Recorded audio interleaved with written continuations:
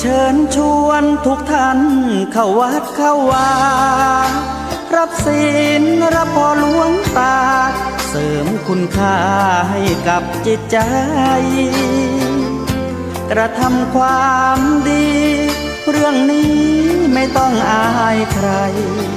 ว่างจากการงานเมื่อใดเชิญชวนท่านไปทำบุญกระทำความดีเรื่องนี้ไม่ต้องอายใครฝากเพลงเชิญชวนหญิงชายอย่าอายเรื่องการทำบุญ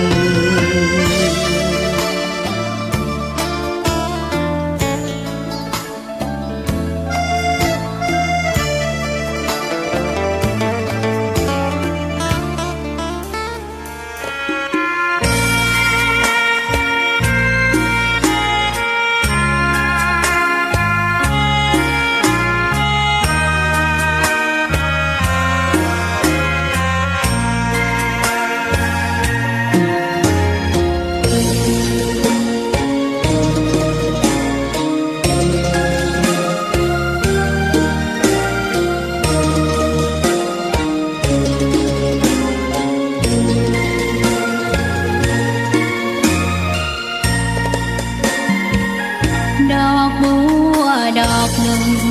พึงใจไว้เพื่อบูชาแด่องค์พระศาสดาสัมมาสัมพุทธเจ้ามีความงามเงียบไม่เปรียบเทียบเขาเทียบเราใครมองไม่งามช่างเขาแต่เจ้าก็คือดอกบัวด้วยความสัตย์ซื่อยึดถือความดีเป็นหลักใครรักไม่รักก็ไม่จมปลักมองมัวเมื่อโผล่พ้นน้ำก็เห็นความงามในตัวไม่ยึดติดในตมชั่วขอเป็นดอกบัวดอกดีใครไม่มองว่าบัวงามเด่นแต่บัวก็เป็นดอกบัวทุกวันอย่างนี้ไม่อยากเด่นดังแต่มุ่งหวังในทางเด่นดีเกิดมาเพื่อสร้างบารมีถวายชีพนี้บูชาดอกบัวดอกน้อยเฝ้าคอยคนที่ใจบุญมาโอบเอื้อเกื้อกูลรู้ค่าของบุญเก็บบัวขึ้นมาเพื่อสร้างความดี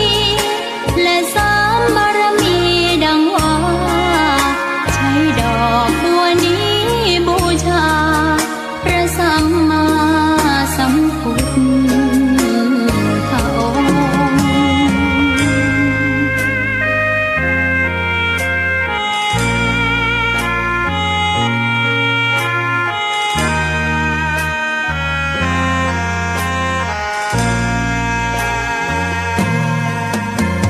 ใครไม่มองว่าบัวงามเด่นแต่บัวก็เป็นดอกบัวทุกวันอย่างนี้ไม่อยากเด่นดังแต่มุ่งหวังในทางเด่นดีเกิดมาเพื่อสร้างบารมีถวายชีพนี้บูชาดอกบัวดอกน้อยเฝ้าคอยคนที่ใจบุญมาโอบเอื้อเกื้อกูลรู้ค่าของบุญเก็บบัวขึ้นมาเพื่อสร้างความดีและสร้างบารมีดังว่าใช้ดอกบัวนี้บูชาพระสัมมาสัมพุทธ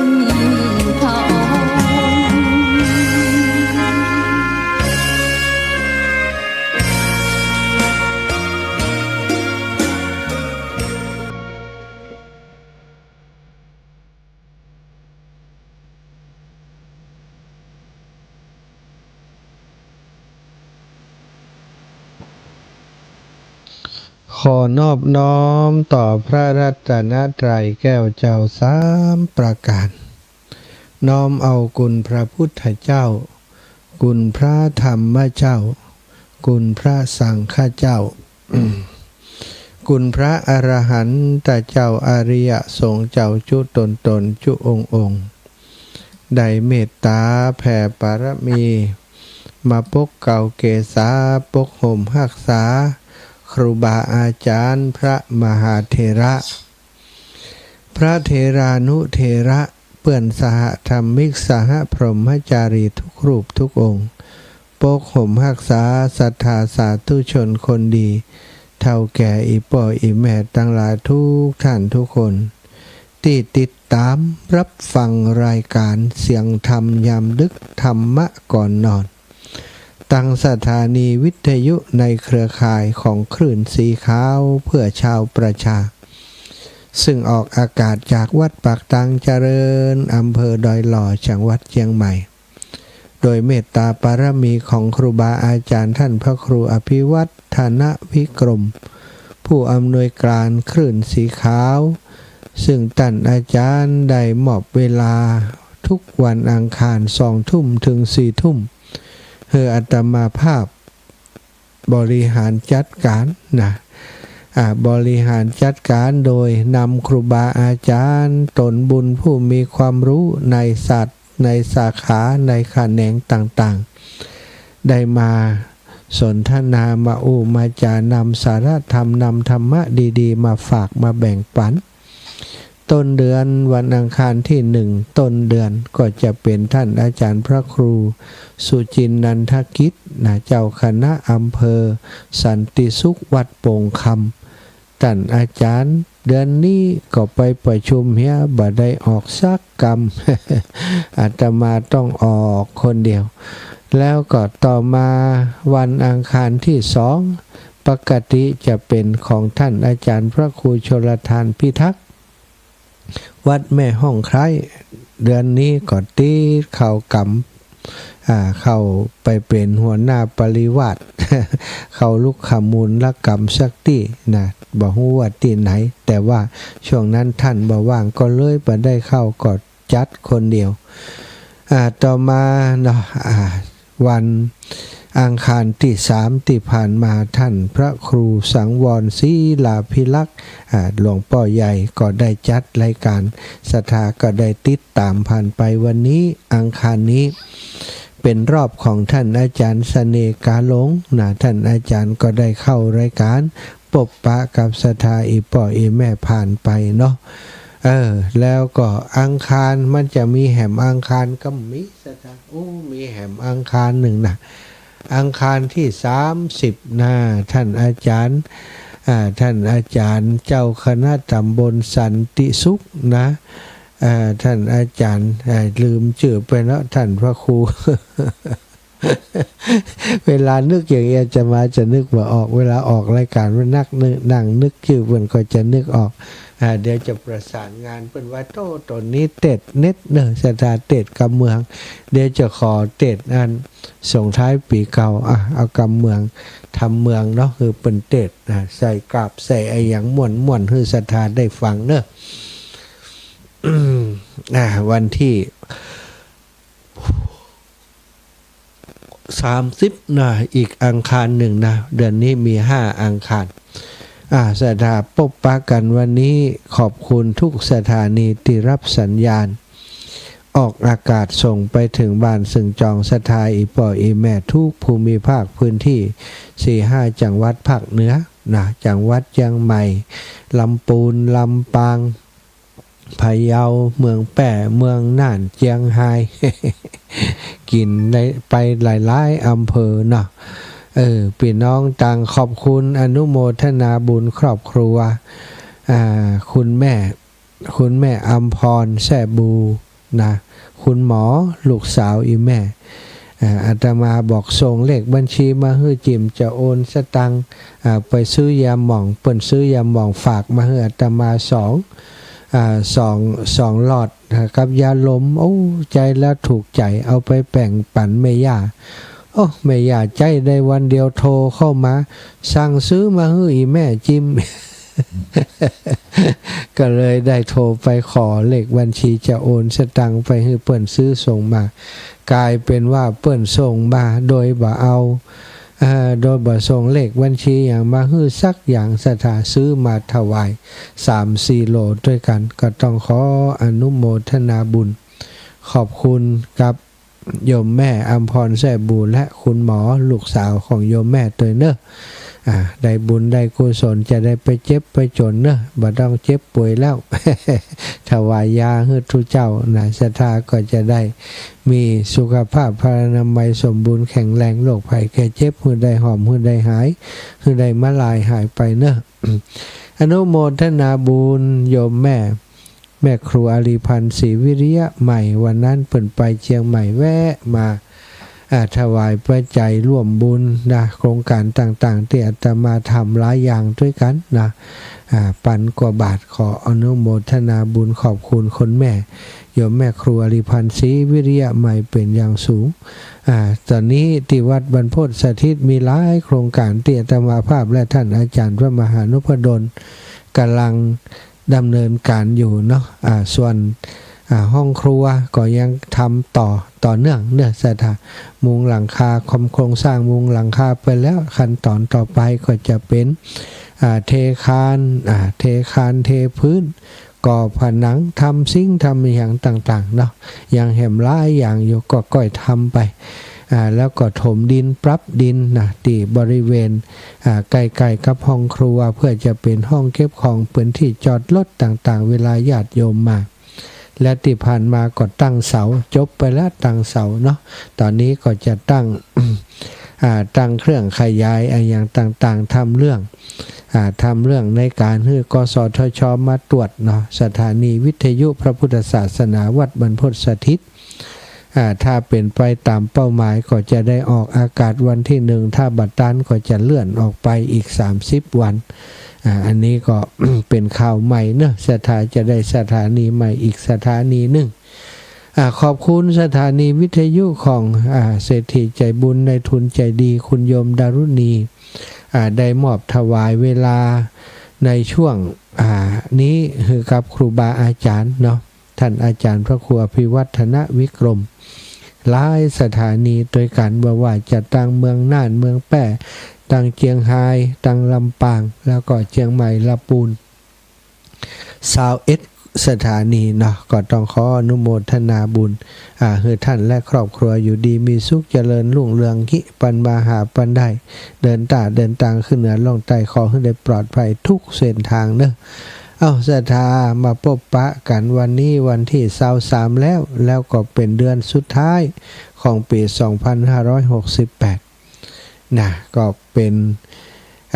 นเดือนที่ศรัทธาทำให้ศรัทธาญาติโยมหลายคนนะรู้สึกใจหาย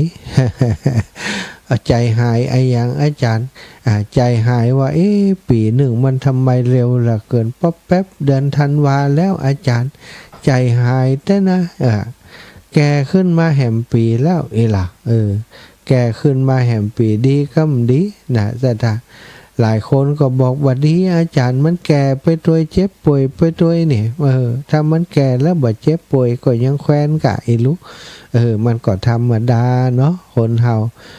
เกิดแก่เจ็บตายไปจะหลีกพ้นใดศรัทธาก็เป็นหนุ่มเป็นสาวมาแล้วลูกเป็นละอ่อนเป็นเทรกาละอ่อนเด็กน้อยมาแล้วเป็นวัยรุ่นเป็นหนุ่มสาวเป็นวัยทำงานผ่านมาแล้วหมดแล้วเอาอย่างกับมันแหมเนาะ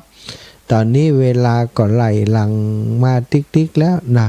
อายุหรือว่าวัยหรือว่าความเสื่อมนะซึ่งแปลว่าความเสื่อมอายุวัยนี่แปลว่าความเสื่อมร่างกายมันเสื่อมไป1 ปีก่อนนับเป็นอายุเพิ่มมา1 ปีนี่ปีนี้ไผ่62ปีหน้าก็จะ63ไผ่63ก็จะ64ไผ่81ก็82นะไล่ไปซะจ้ะอายุจะไล่เข้าไปอย่างนี้นะญาติโยมทั้งหลายหลายคนอายุมากมีบุญยังแข็งแรงบ่แปลงแหงมีโรคภัยไข้เจ็บบ่ได้เข้าโรงพยาบาล ก่อนน้อยคน100 คนพันคนหมื่นคนแสนคนจะมีสักกี่คนที่มันเคยเข้าโรงพยาบาลเลยเนาะมันต้องเข้าสักวันบางเรื่องใดก็เรื่องหนึ่งแต่ว่าตอนหนุ่มๆบอกค่อยได้เข้าโรงพยาบาลสักต่อใดคุณหมอบอกค่อยได้นัดต่อใดแต่พออายุนักขึ้นอายุมากขึ้นเนาะสถาคุณหมอก็จะนัดทีขึ้นนัดบ่อยขึ้นนะเริ่มจากความดันความดันไขมันในเลือดแล้วถ้าไหมีโอกาสก็เพิ่มมาแหม มีโอกาสเบาหวานไอยังสถาโรคหัวใจทุกอย่างโรคไตมันก็เข้ามารุมเร้าเนาะสถาอายุมากมันก็มากไปโดยโรคภัยไข้เจ็บตัวมาแหมบัดใจว่ามากมาแล้วมันบ่มีสิ่งมูนี้ตัวมากยิ่งอายุมากโรคภัยไข้เจ็บก็เช่นเดียวกันมันก็มากไปตัวภัยโชคดีที่บ่มีโรคภัยไข้เจ็บก็ดีไปภัยโชคบ่ดีมีโรคภัยไข้เจ็บก็ถือว่าเป็นโอกาสจะได้เรียนรู้เทวทูตเทวทูตทั้ง4ทั้ง5ได้มาตักเตือนได้มาบอกกล่าวเฮาท่านเจ้าทั้งหลายอย่าได้ประมาทท่านทั้งหลายสบัดนี้เราทำอะไรอยู่ที่พระพุทธองค์ทรงสอน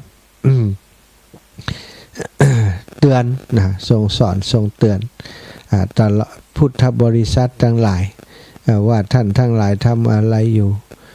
ก็เป็นการเตือนว่าทำเนี่ยอย่างสักอย่างนั้นก็บ่ไหวคืออยู่ที่เก่าอยู่ที่เก่านี่บ่ได้หมายว่าอยู่จุดเดิมสถาภัยเปิ่นบอกว่าถ้ายืนอยู่ที่เก่าเท่ากับเฮาได้ถอยหลังไปถอยหลังคือบ่ไปตั้งหน้าอยู่ที่เก่านี้ก็ถอยหลังเวลามันข้ามเฮาไปประโยชน์มันก็ล่วงเฮาไปถ้าเฮาบ่เนี่ยอย่างประโยชน์ก็ล่วงไปคุณงามความดีที่เป็นประโยชน์ในชีวิตก็จะล่วงไปวันนี้ก่อนที่จะส่งท้ายปีเก่าจะต้อนรับปีใหม่ปีเก่า68เนาะสถาจะต้อนรับปีใหม่69ที่จะก้าวย่างเข้ามาในอีกบักกี่วันข้างหน้านี้สถาอีป่ออีแม่ทั้งหลายมีข้อคิดข้อความดีๆถึงมีกัลยาณมิตรคนหนึ่งเปิ่นส่งมาเปิ่นฮู้ว่าจะมาจัดรายการวิทยุเปิ่นบอกว่าข้อคิดนี้ดีมากเอามาฝากอาจารย์เพื่อจะได้เอาฝากศรัทธาญาติโยมต่อไปก็เลยวันนี้เอามาฝากก่อนจะสิ้นปีเนาะก่อนจะสิ้นปีก็ยังอีก 2-3 วันแล้วศรัทธาในข้อความข้อคิดนี้มีข้อคิดอยู่เกือบจะ20ข้อกันนี่ข้อคิด20ข้อพอดีศรัทธาข้อที่1เปิ้นบอกว่าเมื่อวานบ่สามารถเมื่อวานไม่สามารถกลับไปแก้ไขอะไรได้แต่ว่าวันก่อนหรือว่าอาทิตตังนาวนะวาคะเมยะนับปฏิกังเขอนาคตังอดีตไม่สามารถจะกลับไปแก้ไขอะไรได้จึงได้มีวันพรุ่งนี้เฮาได้ทำสิ่งที่ดีๆต่อไปสถามีแต่ว่ามีวันนี้มีวันพรุ่ง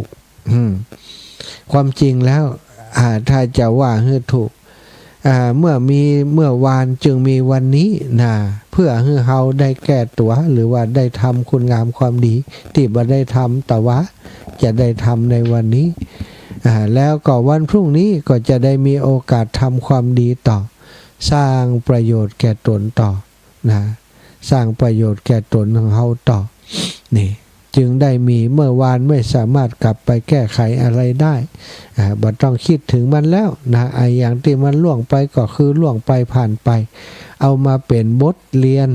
เอามาเป็นบทเรียนก็คือบ่ย้อนกลับไปทำเหมือนเดิมถ้าสิ่งบ่ดีบ่กลับไปทำอีกแล้วแต่ถ้าสิ่งดีก็จะทำต่อเพื่อบ่ให้เสียโอกาสในวันที่ผ่านไปข้อที่2คนเดียวเท่านั้นที่จะช่วยให้เฮาผ่านทุกปัญหาไปได้อัตตาหิอัตโนนาโถโกหินาโถปะโรสิยา ศรัทธาญาติโยมทั้งหลายตนแลเป็นที่พึ่งแห่งตนนอกจากนั้นใครจะเป็นที่พึ่งแห่งเราได้ เมื่อความตายมาถึงบุตรก็เป็นที่พึ่งไม่ได้ภรรยาก็เป็นที่พึ่งไม่ได้แม้ญาติพี่น้องบิดามารดาทั้งหลายก็เป็นที่พึ่งแก่คนผู้ที่จะจากไปไม่ได้เมื่อถึงเวลาตายก็ต้องไปคนเดียวเสียตาไปตามบุญตามวาสนาตามบุญทำกรรมแต่งทำกรรมมานักก็ลงนรกทำกุศลกรรมมากก็ไปสวรรค์ฮือตานรักษาศีลปฏิบัติกิจภาวนาอันนี้ก็แน่นอนมีสุขคติเป็นเบื้องหน้าแต่ถ้าตำตรงกันข้ามขาดทัดตัดชีวิตฮือร้ายผู้อื่นกายฮือร้ายปลายสีทำเป็นผู้อากตัญญูเป็นผู้บ่มีความขวนขวายในบุญกุศลแน่นอนก็ย่อมมีทุกขติเป็นที่ไปในเบื้องหน้าทุกปัญหาศรัทธาญาติโยมคนที่จะแก้ให้เฮาได้คือตัวเฮานั่นเองคือตัวเฮานั่นเองตัวเฮาเท่านั้น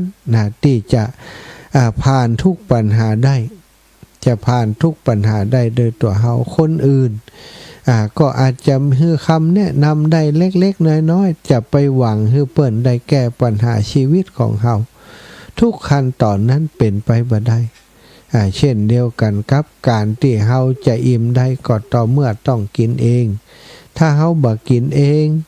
ศรัทธาบ่กินเองบ่ดื่มเองความหิวความกระหายก็จะเกิดขึ้นกับเฮาเฮาต้องกินเองดื่มเองเฮาจะได้พ้นจากความหิวความกระหายต่างๆเฮาสร้างบุญสร้างกุศลเองเฮาก็ได้บุญได้กุศลเองปัญหาเกิดขึ้นในเส้นทางชีวิตบอกว่าเรื่องใดศรัทธาญาติโยมเฮาจะต้องแก้ปัญหาโดยตัวเฮาเองอาจจะมีความช่วยเหลือจากการแนะนำจากคนนั้นคนนี้หรือว่าจากการที่ได้อ่านได้ข้อคิดจากครูบาอาจารย์ที่เพิ่นเคยสั่งสอนไว้ก็สามารถนำมาปฏิบัติได้ก็พ้นจากปัญหาได้แต่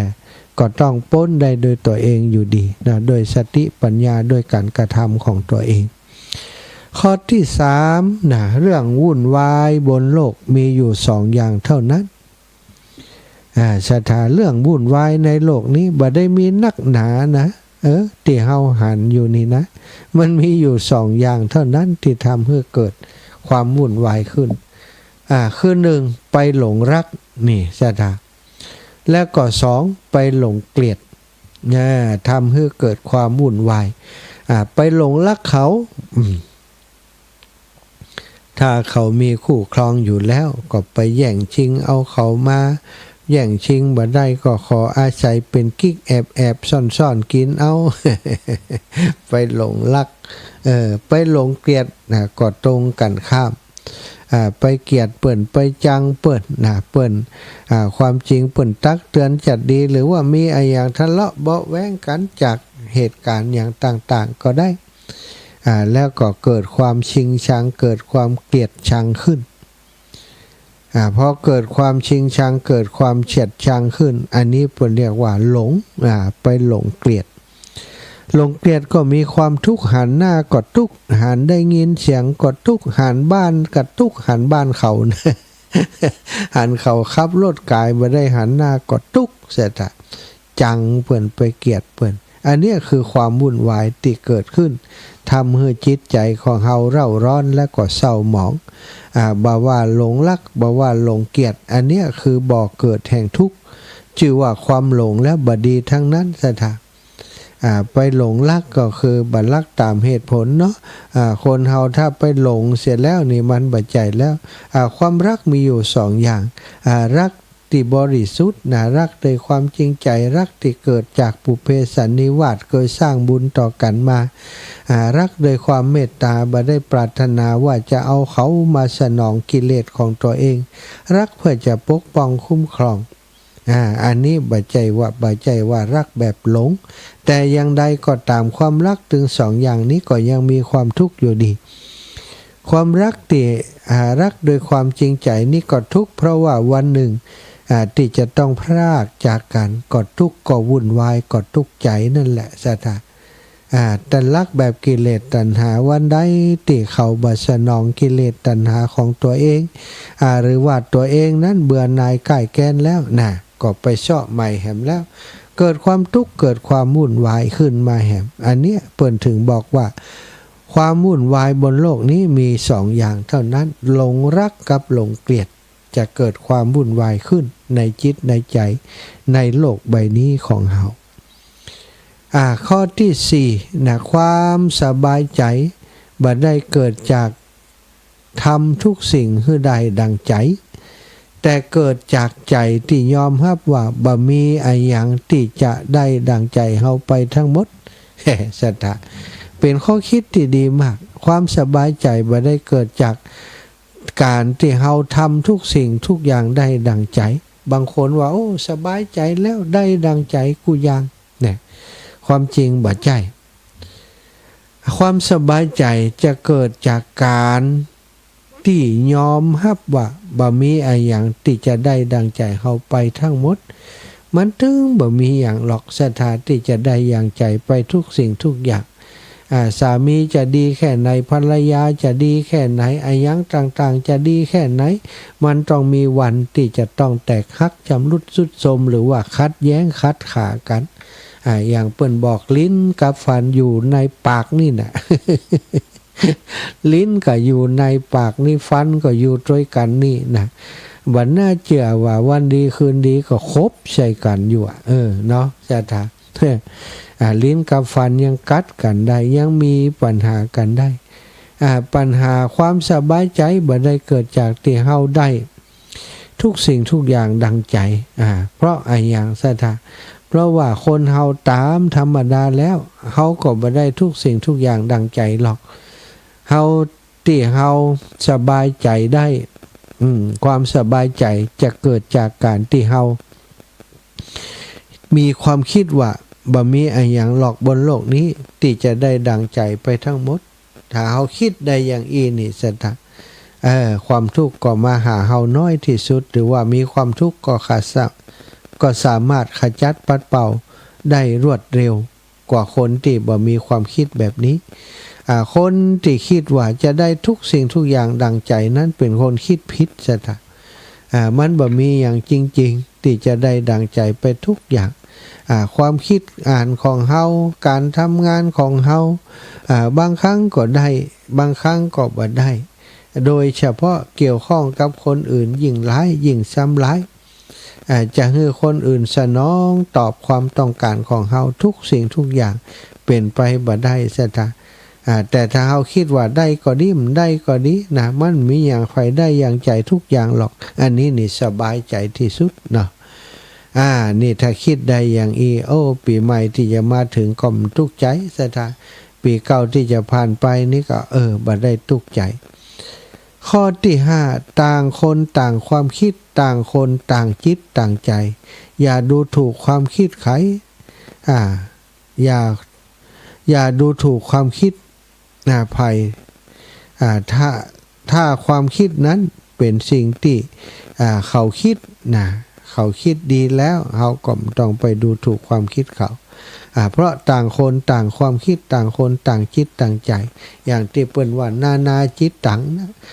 หมอหนึ่งชอบอันหนึ่งหมอหนึ่งชอบอันหนึ่งเขาจะไปบอกว่าโอ้อันนี้บ่ดีอันนั้นบ่ดีสิ่งที่เขาชอบบ่ดีบ่ได้อย่างตอนนี้กำลังจะมีการเลือกตั้งสถานอบตอบตกำลังจะมีการเลือกตั้งทั่วประเทศตอนนี้ก็คับเคี่ยวกันด้วยนโยบายบางคนแย่งชิงพื้นที่กันแย่งชิงพื้นที่กันใส่ร้ายป้ายสีกันมีความคิดเห็นติดต่างกันหลายเรื่องพอมีความคิดเห็นติดแตกต่างกันก็ต้องยอมรับความคิดเห็นของคนอื่นได้บ่ใจว่าความคิดของคนอื่นบ่ดีอย่างเดียวความคิดตัวเองดีอย่างเดียวอันนี้ก็บ่ใจ ความคิดของเฮาอาจจะบ่เข้าตาคนอื่นอยากบ่เข้าหูคนอื่นบ่เข้าใจของคนอื่นคนอื่นก็เช่นเดียวกันความคิดของเปิ้นจะฮื้อเฮาจะฮื้อเฮายอมรับได้ทุกอย่างก็คงเป็นไปบ่ได้แต่ฮื้อเกียรติในความคิดของไผของมันซะท่าก็จะอยู่ด้วยกันได้นะอย่างถ้อยทีถ้อยอาศัยนะความเห็นต่างมีได้แต่ต้องบ่มีความแตกต่างบ่มีความแตกแยกนะถ้ามีความเห็นต่างแล้วแตกต่างแตกแยกเป็นพรรคเป็นพวกเป็นฝักเป็นพายถ้าฝ่ายนี้คืนบริหารฝ่ายนี้บ่เอาเผาอย่างเดียวตีอย่างเดียวบ่ฮื้อได้บริหารงานดีๆประเทศชาติก็เสียหายประชาชนก็เดือดร้อนนะต่างคนต่างความคิดนานาจิตตังนะถ้าคิดอย่างนี้ก็สบายใจก่อนจะสิ้นปีตอนรับปีใหม่โดยความคิดอย่างนี้ซะจ้ะอีกอย่างหนึ่งอ่านหนังสือออกนะสำคัญอ่านเหตุการณ์ออกสำคัญกว่าอ่านคนอื่นออกสำคัญยิ่งอ่านตนเองออกสำคัญที่สุดซะจ้ะอันนี้ข้อคิดข้อนี้น่าคิดอ่านหนังสือออกถือว่าสำคัญแล้วนะคนเฮาบางคนนี่อ่านหนังสือออกก็มีเนอะสถาบ่ได้เรียนบางคนเรียนนะมันถึงอ่านได้ก็มีแต่ว่าบ่ได้หมายความว่าเปิ้นบ่เก่งเปิ้นบ่ฉลาดนะอาตมาหันหลายๆคนอ่านหนังสือบ่ออกแต่ความจำเป็นเลิศอู้จาชะฉานฮู้เรื่องราวไปหมดนะเปิ้นจดจำดีก็คือเหมือนกับการอ่านหนังสือออกนั่นเองเนาะศรัทธาญาติโยมอ่านหนังสือออกในข้อนี้นะที่บอกว่าสำคัญหมายถึงว่าฟังอย่างและจำได้เข้าใจฮู้เรื่องก็เหมือนกับอ่านหนังสือออกบ่อ่านเองแต่คนอื่นอ่านเขาจำมันได้เหมือนกันนะเนาะอ่านหนังสือออกสำคัญแต่อ่านเหตุการณ์ออกสำคัญกว่า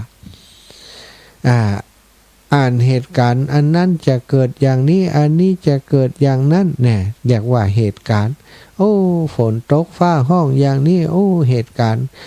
ฝนตกปริมาณอย่างนี้ดีบดีน้ำจะท่วมที่ลุ่มต่ำบ้านเฮาอยู่ที่ลุ่มต่ำควรที่ขยับขยายยกของไว้ที่สูงหรือว่าไปอยู่ที่ปลอดภัยก่อนเนี่ยเรียกว่าอ่านเหตุการณ์หันคนขับรถขับรถไปที่ไหน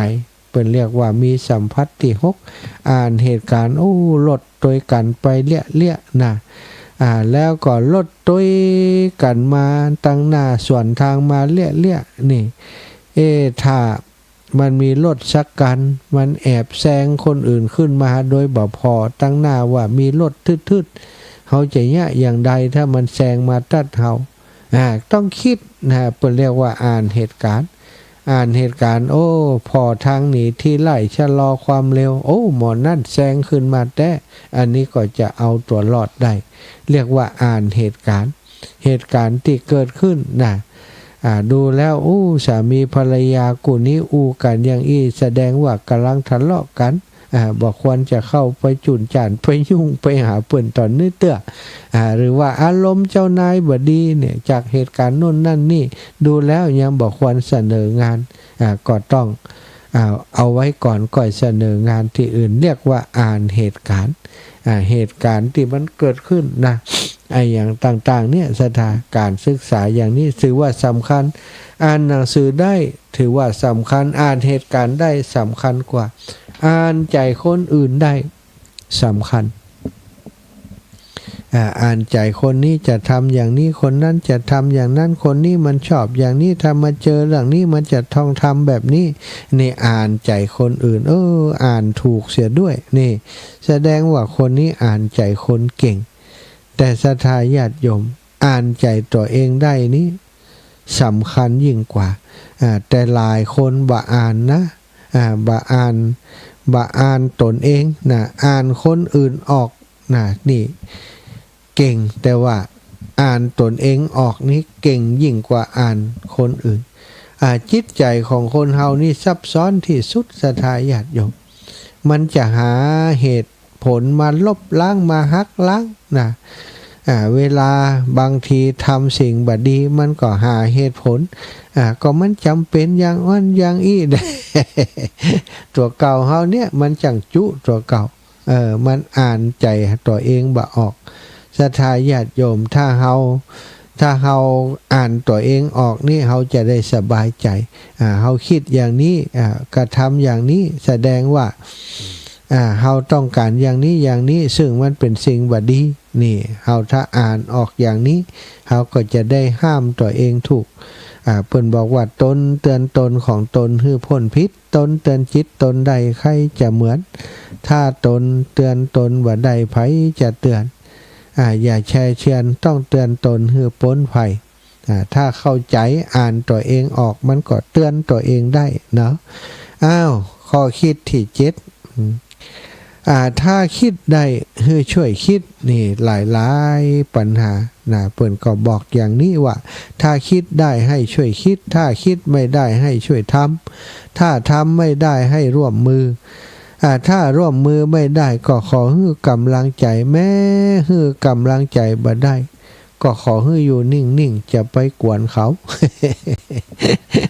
ปัญหาต่างๆในโลกนี้ศรัทธาญาติโยมมันมีปัญหาก็เพราะว่าคิดบ่ได้เปิ้นคิดได้ตัวคิดบ่ได้ถ้าคิดบ่ได้ก็ถ้าคิดได้ให้ช่วยคิดถ้าคิดบ่ได้ก็ขอให้ช่วยเปิ้นทำเปิ้นคิดแล้วอย่างอี้เปิ้นหลายคนเปิ้นลงความเห็นว่าโอเคถูกต้องทำแบบนี้ก็ช่วยเปิ้นทำไม่ใช่ไปคัดใจกันซะถ้าคิดบ่ได้เฮาก็ต้องบ่ต้องคิดมันละต้องช่วยทำถ้าช่วยทำบ่ได้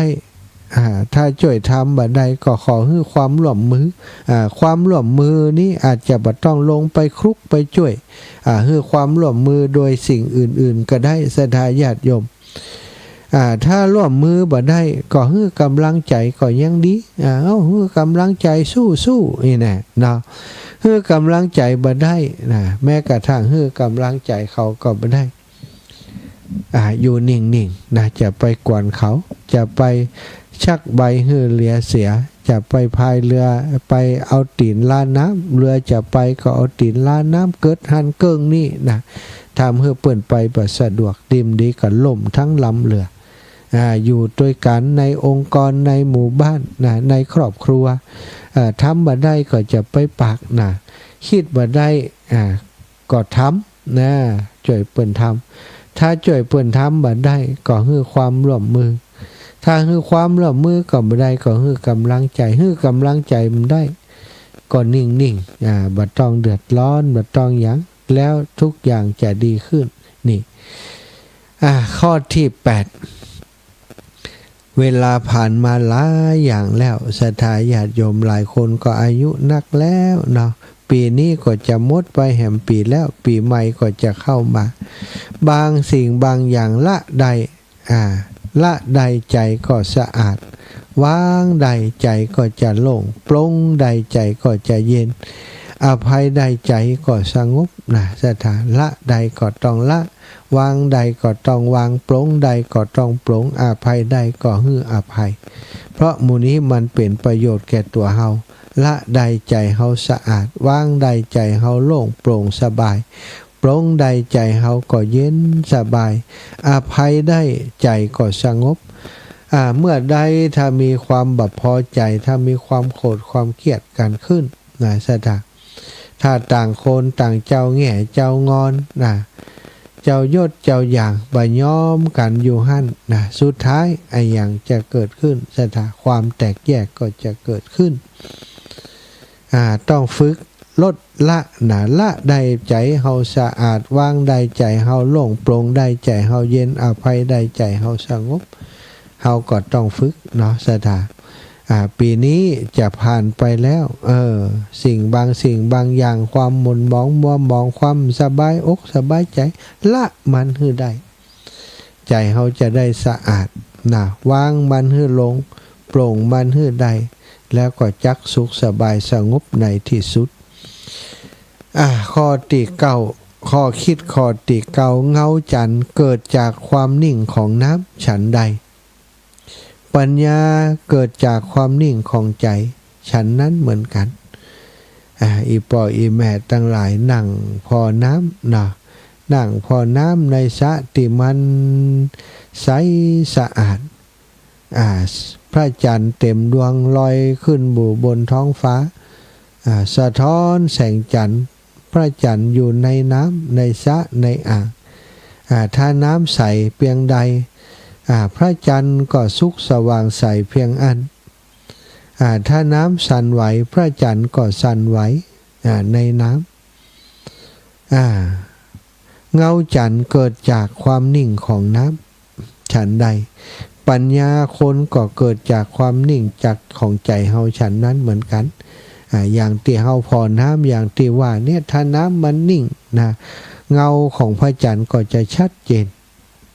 ถ้าใจเฮานิ่งนะสถาปัญหาต่างๆเฮาก็สามารถมองหันได้ชัดเจน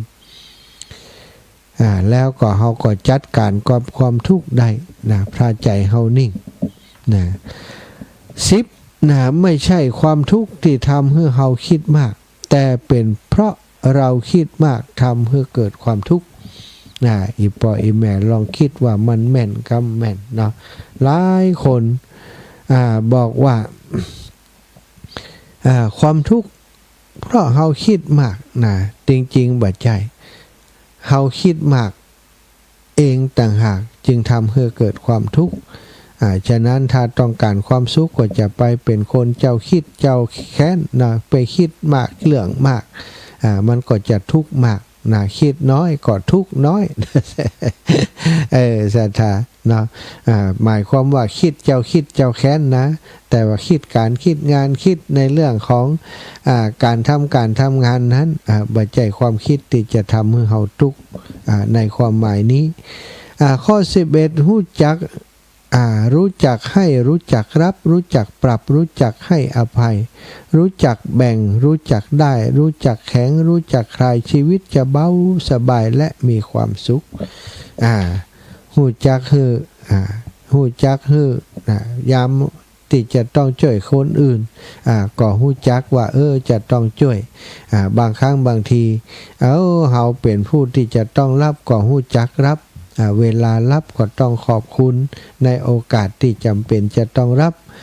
หู้จักปรับบางครั้งอยู่ในสังคมก็ต้องปรับศรัทธาปรับจิตปรับใจหู้จักให้อภัยหู้จักแบ่งปันหู้จักได้หู้จักแข็งหู้จักคลายชีวิตก็จะเบาสบายอันนี้เป็นธรรมดาเนาะ12หาที่สงบร้อยที่ยังบ่เท่าที่เท่าสงบที่ใจตนหู้จักคน100คนบ่ดีเท่าหู้จักตัวเฮาเพียงคนเดียวอันนี้ก็เป็นข้อคิดมาฝากมาแบ่งปัน13เมื่อมีจงรู้จักให้เมื่อได้จงรู้จักพอเมื่อขอก็จงรู้จักคุณค่าคนเราเกิดมาถึงเวลาก็ต้องไปนี่มีใครจะอยู่ค้ำฟ้าสักคนสัตว์ถึงเวลาก็ไปกันหมดเนาะสิ่งที่ย้อนไม่ได้คือเวลาสิ่งที่หนีไม่ได้คือความตายสิ่งที่ซื้อไม่ได้คือชีวิตสิ่งที่มองไม่เห็นคือใจคนสิ่งที่ต้องอดทนคือใจตัวเองย้อนบ่ได้คือเวลาย้อนตึงบ่ได้ธันวานี้จะย้อนไปมกราก็บ่ได้ถ้าจะไปมกราก็ต้องไปปีใหม่เลยจะย้อนจากเดือนธันวาไปพฤศจิกาไปตุลาอย่างบ่ได้จะต้องข้ามไปเป็นปีใหม่เลยถึงจะไปถึงมันย้อนบ่ได้เวลาหนีบ่ได้ความตายซื้อบ่ได้ชีวิตมีไผซื้อได้สิ่งที่มองบ่เห็นคือใจคนสิ่งที่ต้องอดทนคือใจตนเองเนาะ15ไฟบ่ได้ร้อนถ้าเฮาบ่เอาตัวเข้าไปใกล้ทุกใดๆก็บ่ทำให้เฮานักถ้าเฮาบ่เอาใจของเฮาไปแบกนี่ซะท่าไฟจะฮ้อนต่อเมื่อเฮาไปอยู่ใกล้มัน ของจะนักเมื่อเฮาแบกมันเช่นเดียวกันความทุกข์ก็เช่นเดียวกันถ้าเฮาไปแบกทุกข์เฮาก็ทุกข์เฮาก็นักอยู่อย่างนั้น16กำลังใจอาจหาได้จากคนรอบข้างแต่ความเข้มแข็งเฮาต้องสร้างขึ้นด้วยตัวเองสร้างขึ้นมาด้วยตัวเฮาเองกำลังใจหาจากคนรอบข้างได้แต่ความเข้มแข็งของจิตใจอยู่ที่เฮาจะสร้างด้วยตัวของเฮาเองเท่านั้น17บางครั้งกำลังใจ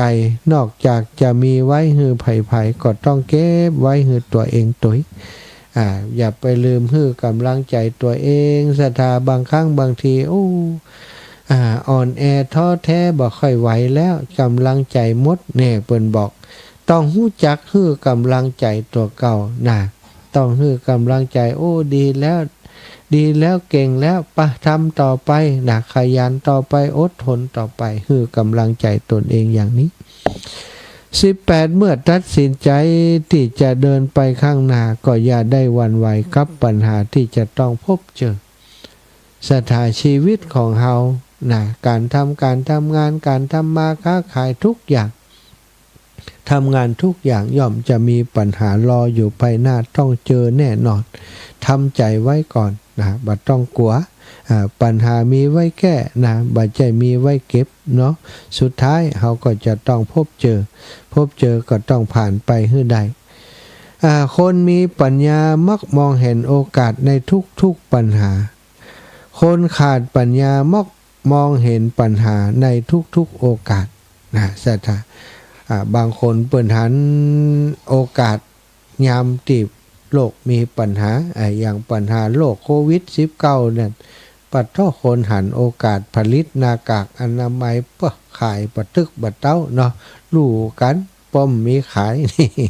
เรียกว่าคนมีปัญญานี่มองหันโอกาสทุกปัญหาคนขาดปัญญามักมองปัญหามักมองหันปัญหาในทุกโอกาสมีโอกาสจะดีมองเป็นปัญหาไปเหียเนาะข้อที่20สุดท้ายทุกครั้งที่เราบ่เข้าใจกันไม่ผิดที่จะโกรธแต่ผิดที่เฮาบ่ขอโทษกันบ่เข้าใจกันโกรธกันบ่ผิดหรอกแต่ว่าผิดที่เฮาบ่ขอโทษกันถ้าโกรธกันได้ก็ต้องขอโทษกันได้การขอโทษกันการให้อภัยกันจะทำให้ความโกรธสงบลงจะทำให้โลกสงบลงใจสงบเย็นในที่สุดศรัทธาก็เอามาฝากส่งท้ายปีเก่าต้อนรับปีใหม่ให้ศรัทธาญาติโยมทำใจให้ตั้งมั่นอยู่ในธรรมของพระพุทธเจ้าที่สอนสั่งเฮามาเนาะเดินทางสายกลางไม่เอียงไปซ้ายไม่เอียงไปขวาเน้อศรัทธา0808844173พี่น้องเชียงใหม่ลำพูนพะเยาแปดนาดมีโอกาสมาลำปางวันที่25-26อย่าไปลืมมาให้กำลังใจหลวงปู่เนอะพระครูปฏิพันธ์ธรรมทินจะมาเทศน์อานิสงส์เวสสันดรที่ศาลหลักเมืองจังหวัดลำปางนาวัดบุญญาวาสวิหารพระอารามหลวงสถานที่จัดกิจกรรมตั้งธรรมหลวงเนอะมาร่วมบุญกันเยอะๆเอาละศรัทธาเวลาเหลือน้อย0808844173โทรมามาไผยังบัดรับเตื้อก็โทรมาไผรับแล้วก็ไม่ต้องโทรรับก็รับไป รับแล้วจะไปโทรอย่างไรอาจารย์ก็ว่าไปเนาะศรัทธาโทรมาได้แล้วโทรมาได้เลยโครงการตั้ง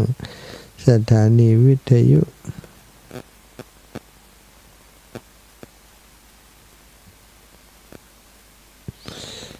ศรัทธา0808844173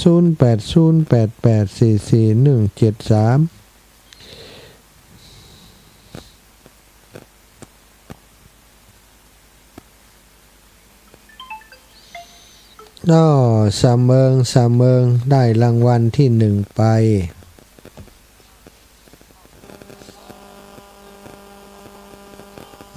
ฝากเอามาไว้ตะใดประลำพิธีหน้าธรรมาสกะ หมอนัดจะไปหมอนัด โอ้นัดหมอก็แหละหึ หมอบ้านจ้ะ หมอประจายก็หมอไม่ยิงหึ หมอประจาน นัดหมอสาธุเด้อโยมแม่ 12อ่ะไปที่15ก่อนไปที่26เอาว่าไปว่าไปสาธุจ้า ใจเด้อภาพเด้อ เจ้ารับพักผ่อนเห็นเด้อแม่อุ้ยเจริญป้อนหน้าพี่น้องกำแพงหินก่อมรับเตือนรู้นี่ จ้าเอาไปรับเจ้าเด็กไปโพสน้ำ หืม ก่อนอยู่นี่ โอ้มไปดึกแล้ว รถเจ้าผมได้รถน้ อืม ำรถขับเด้อหน่อยรถขับของละ จ้ะ มันอยู่ลายทางเนาะ อ่ะ เอาเงินมานอนฟังนี่ขอข้าวด้วยอ่ะ อ๋อดีกะสองอย่างเลยเนาะ ต้องขอ2อย่าง สัตว์ทุเนอร์ อ้าว เจริญป้อนโยมแม่สุขแก้วสอนศรีนุสรณ์ เจ้าแก็บไว้แสเด้อท่านท่านมาเจ้าแม่สุกเกศสันศรีนุสรณ์ศรีละพรศรีเตี้ยบ้านห้องละปูนเด้อแม่สุกเกศไปทานิ้วในถุงน้ำดีมาพักพื้นอยู่ที่บ้านนี่เจ้า โอ้นากาเงียบไปเนี่ยเจ้าเพราะว่าหมอกลับบ้านได้แล้ว บัดเดียว กลับดีแล้ว บัดเดียวแบบแพรกว้างกะแบบพากว้างกะยิงเอากะ มันส่องกล้องเอาไป สองกล่องปอไป ได้อันอสังกะอันตีถุงน้ำดี เจ้า ด้วย นิ้วเจ้าตะก้อนนะ นักหน้าเฮาไปต้มไปนาเฮากินน้ำตุ่มต้มตุ่มน้ำ เจ้า จะหล่มไว้อ่ะตอนนั้นนั่นมากินน้ำจะเลิศนะปวดน้ำโอ้มีบุญมากนี่มาได้ สาธุนะแม่ เรากลับมาสาเด้อ จ้า สาธุเด้อเจ้า อ้าวแม่สีแพรพี่พา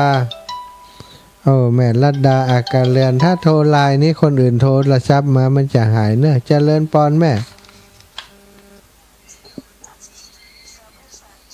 เจ้าแม่เจ้า ปากก็บ่มีเสียง เป็นเหมือนล่ะเจ้าเป็นการไลน์ เป็นเมืองเลย จ้า แล้วก็ฟังทุกหูกะ เจ้าแม่ แล้ววันนี้เข้ามามานอนมาเปิดมีไว้นะ เจ้า ก็ม่วน เจ้าสัตว์ เดี๋ยวนี้ไม่ได้ไปเดินทุดงเหรอคะ ยังไม่ถึงเวลาเจ้าแม่ มีงานหลายอยู่ เจ้าสาธุนะแม่เนอะ เดี๋ยวพี่ตอนกลับจากปีใหม่มาก็เดี๋ยวก็มาทำบุญด้วยกันนะ เจ้าแม่ แม่จะไปพัทยา ดีละไปเอากระลูกกระหลานเนอะ ลูกหลานจะเอาไปก็พี่มาทำบุญด้วยกัน สาธุเจ้าแม่ ข้าไปสาเจ้า อ้าวแม่อินทนินแม่อินทนินสิติ เหลือจะข้าน้อยเจ้า เนี่ยหยัง อันแม่กระตู้ลุงดอยวันนั้นวันที่อันไปธรรมสัญจรพระบาทอุดมอ่ะแม่จะเอาทำพระเจ้าสิบจาดแต่ท่านลุงดอยพูดกับว่าเดี๋ยวเพิ่นจะส่งมาน่ะแม่ติดต่อเพิ่นโอ้ยจนบ่ฮู้สักเท่าใดมันติดต่อบ่ได้ แล้วขอรบกวนท่านช่วยเป็นสื่อบอกคือตู้ลุงดอยกัน พระเจ้าสิบจา เพ ด ราะว่าโทรไปเนี่ยมันฝากหมายเลขโทรกลับฝากหมายเลขโทรอย่างเดียวอ่ะแม่จะเอาไปให้ทุเจ้าเทศกะ จะเอาไปให้เปิ้นเทศกลางภาษาเนี่ยเขาจะฮับไว้กับสิบ ได้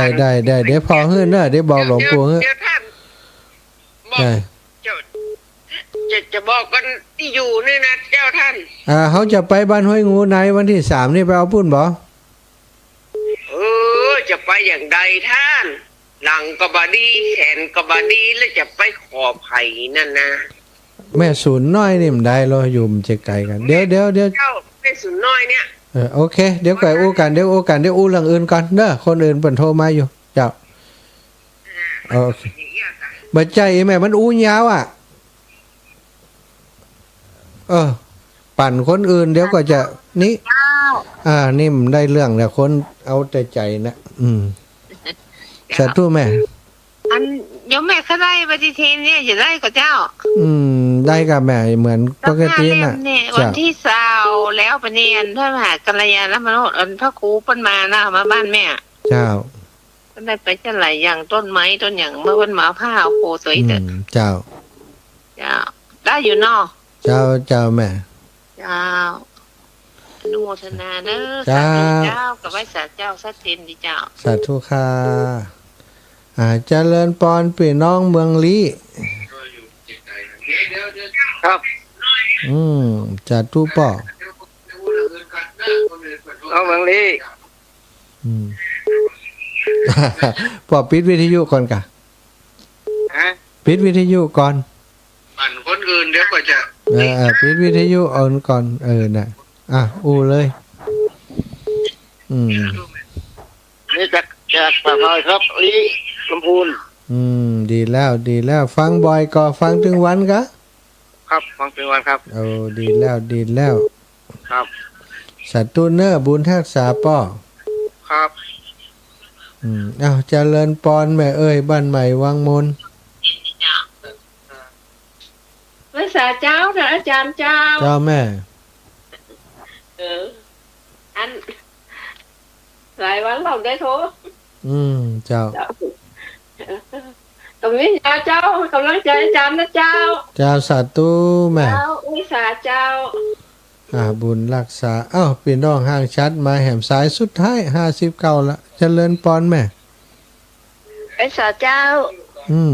อาจารย์เจ้าแม่พาไปถนอมไปหมดแล้วเนย3ยังดีกะเจ้าได้คุณมาบ้านตะกี้อะไรเจ้าขอบคุณนะแม่เด้ออนุโมทนาบุญจ้าแม่พาไว้ทุกงานอ่ะเจ้าสาธุเจ้าแม่แม่เกิดแม่ได้ไปมันมีไปส่งจ้าอาจารย์นอสาธุเจ้าแม่สาธุเจ้าเวลาหมดเวลาเน้อศรัทธาญาติโยมจัตตาโรธรรมาวัฏันติอายุวันโนสุขังพระลาบุญรักษาเน้อ